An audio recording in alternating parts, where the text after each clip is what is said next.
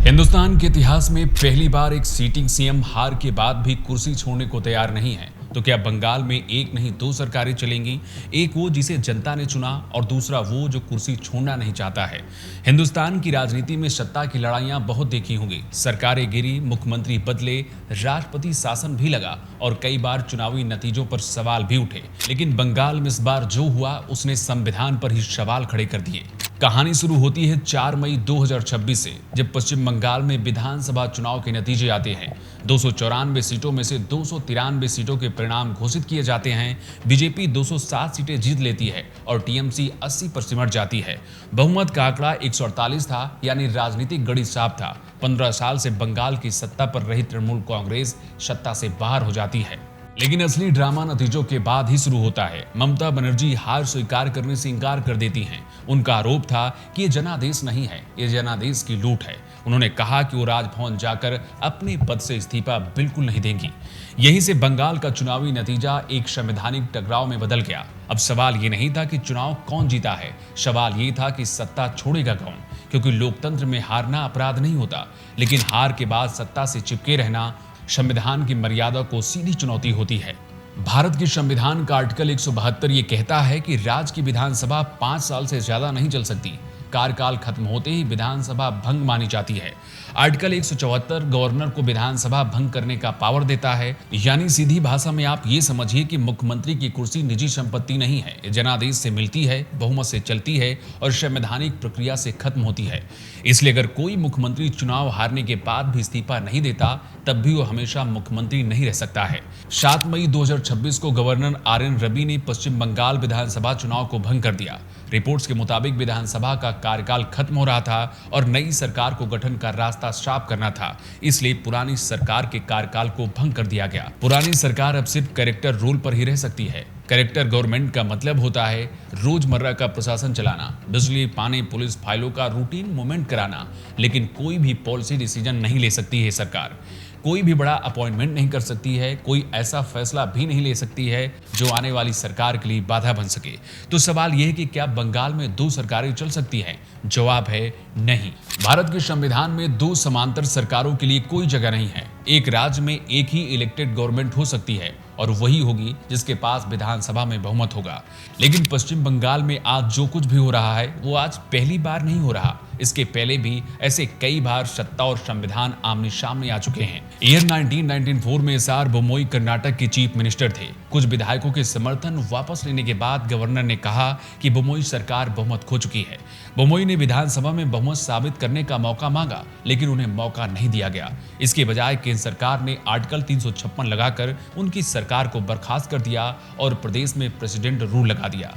मामला supreme court पहुंचा। तब सुप्रीम कोर्ट ने साफ कहा था कि सरकार का बहुमत राजभवन की राय से तय नहीं होगा।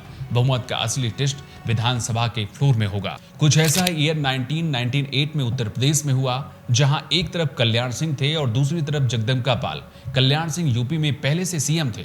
गवर्नर रोमेश भंडारी ने दावा किया कि कल्याण सिंह अब विधानसभा में बहुमत खो चुके हैं और 21 फरवरी 1998 को गवर्नर ने जगदम्बिका पाल को मुख्यमंत्री पद की शपथ दिला दी। अब यूपी में अजीब स्थिति बन गई। एक नेता जो पहले से मुख्यमंत्री था, दूसरा वो नेता जिसे गवर्नर ने शपथ दिलाकर मुख्यमंत्री बना दिया।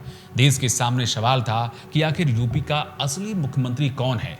इसके बाद मामला सुप्रीम कोर्ट पहुंचा और सुप्रीम कोर्ट ने फ्लोर टेस्ट का आदेश दिया। विधानसभा में वोटिंग हुई। कल्याण सिंह को 225 वोट मिले और जगदम्बिका पाल को 196 वोट मिले। नतीजा साफ था, कल्याण सिंह बहुमत में थे, जगदम्बिका पाल की सरकार गिर गई और इस तरह से कल्याण सिंह मुख्यमंत्री बने रहे। कुछ ऐसा ही संकट आज बंगाल में आ चुका है, जहां एक तरफ 207 सीटों वाली बीजेपी है, दूसरी तरफ 80 सीटों वाली टीएमसी है। एक सीएम की कुर्सी छोड़ने को तैयार नहीं है और दूसरी अपनी सरकार बनाने के लिए तैयारी कर चुकी है। ममता बनर्जी और टीएमसी का दावा है कि चुनाव में गड़बड़ी हुई है। अगर ऐसा है तो इसके लिए रास्ता साफ है, अदालत है, इलेक्शन कमीशन है, आप वहां जाकर शिकायत कर सकते हैं, कोर्ट में चुनौती भी दे सकते हैं। लेकिन आप ऐसे जनता को गुमराह नहीं कर सकते हैं। आज जो भी पश्चिम बंगाल में हो रहा है वो सिर्फ एक पॉलिटिकल ड्रामा है। लोकतंत्र का नियम साफ है, जब तक अदालत चुनाव परिणामों को रद्द नहीं कर देती तब तक घोषित नतीजे अवैध नहीं माने जाते। यानी आरोप राजनीतिक लड़ाई शुरू कर सकते हैं, लेकिन सत्ता का फैसला आरोप नहीं, संवैधानिक संस्थाएं करती हैं। तो क्या बंगाल में 2 सरकारें चलेंगी? जवाब है कदापि नहीं। लोकतंत्र में जनता ही जनार्दन है। ममता बनर्जी इस्तीफे से इनकार कर सकती हैं, लेकिन सरकार पर बनी नहीं रह सकती हैं। ये सिर्फ एक पॉलिटिकल स्टंट है। आज पश्चिम बंगाल की परिस्थितियां 1998 जैसी नहीं हैं। आज संख्या साफ है, बहुमत साफ है और नई सरकार को पूर्ण बहुमत भी है और वो सरकार बनाने भी जा रही है। लेकिन ममता बनर्जी के अपने पद से इस्तीफा न देने का ये दांव आज संविधान के लिए सबसे बड़ी चुनौती बन चुका है। क्या आपको लगता है कि ममता बनर्जी का ये कदम लोकतंत्र को खतरे में डाल रहा है? भारत के लोकतंत्र में चुनाव हारना कोई अपराध नहीं है, लेकिन चुनाव हारने के बाद कुर्सी न छोड़ना ये सिर्फ राजनीतिक बयान नहीं रह जाता, ये सीधा संविधान के लिए चुनौती बन जाता है। और आज पश्चिम बंगाल में यही करने की कोशिश की जा रही है। एक तरफ बीजेपी ये कह रही कि जनता ने बदलाव के लिए वोट किया है और दूसरी तरफ टीएमसी कह रही है कि मैंडेट जनता का नहीं मैनिपुलेशन का है। और बीच में खड़ा है संविधान जो कहता है बहुमत साबित करो, सरकार बनाओ। लेकिन आज जो बंगाल में हो रहा है उसका असर बंगाल से कहीं ज्यादा बड़ा है, क्योंकि आज सवाल बंगाल का नहीं संविधान का हो चुका है।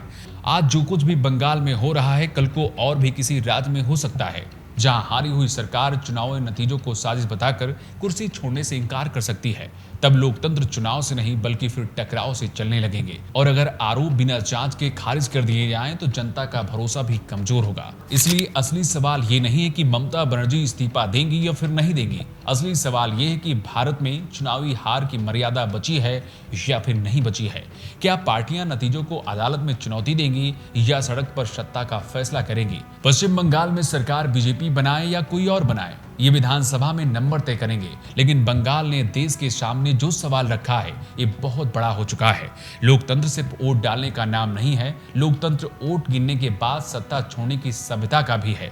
और जब कुर्सी जनादेश से बड़ी दिखने लगे तब संविधान को सिर्फ किताब नहीं सिस्टम से बड़ा होना पड़ता है। ममता बनर्जी के पास कानूनी लड़ाई लड़ने का अधिकार है, चुनाव आयोग पर सवाल उठाने का अधिकार है, अदालत जाने का अधिकार है, लेकिन जनादेश को रोकने का अधिकार नहीं है। वैसे पश्चिम बंगाल की इस लड़ाई को लेकर आप अपनी राय क्या रखते हैं? आप अपना जवाब कमेंट बॉक्स में लिखकर हमें बता सकते हैं। नमस्कार।